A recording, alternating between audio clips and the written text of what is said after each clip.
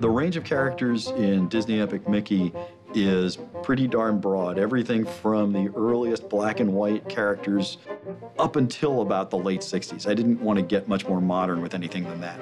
But the key is they're all legitimately forgotten, or legitimately rejected, or subtly different than the characters you might expect. Well, it is entirely a good thing that we had these characters who had some Disney past, but not a fully realized Disney life.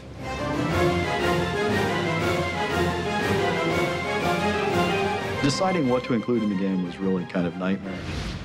I had a little bit of an advantage just because I really have studied cartoons for a long time, but I had a pretty good idea who I wanted in the game.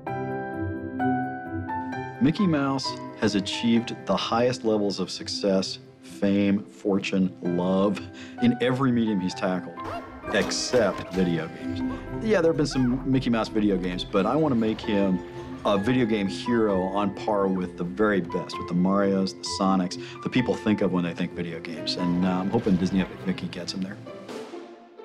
Oswald the Lucky Rabbit is one of the saddest and yet funniest characters in cartoon history. He was the prototype for every cartoon rabbit that came after him, and yet completely forgotten.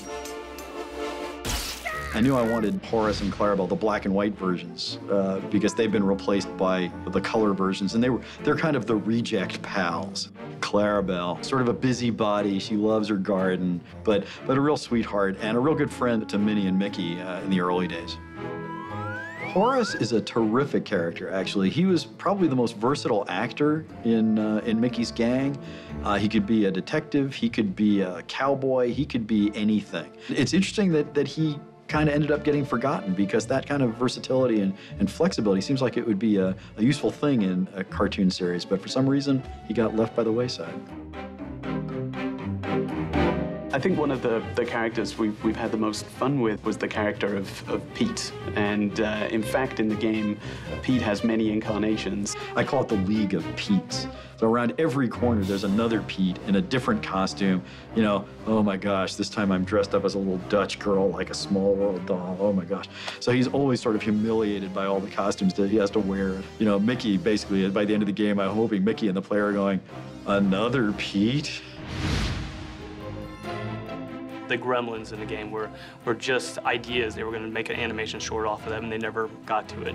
So we looked at those characters, and we did what we do best, is what we brainstorm. We come up with ideas. In some cases, like the gremlins, they didn't have any personalities. They didn't have any motion or animation or life that we could imitate. We had to come up with our own personalities and our own animation styles for them. It brings a certain level of challenge because you've got such a high bar to live up to make them a Disney character.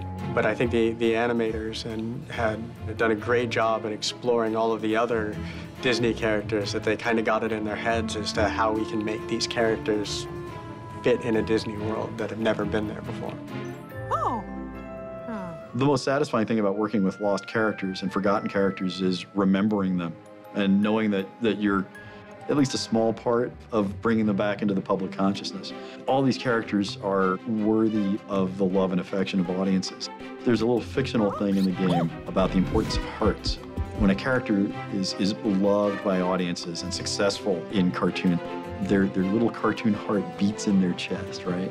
And when they're forgotten, that heart just sort of fizzles and disappears, and then they themselves disappear and appear in the wasteland. And so the one thing that no character in Wasteland has is a heart.